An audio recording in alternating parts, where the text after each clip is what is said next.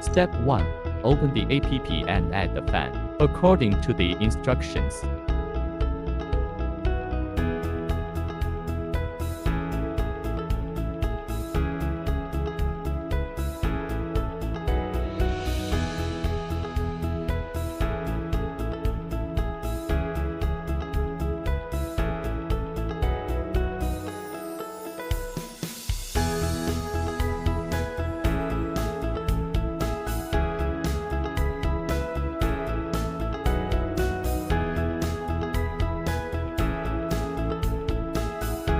Step 2.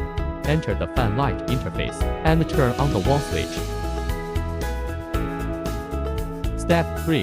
Click pairing within 3 seconds after the fan light is turned on. If the light flashes, the pairing is successful.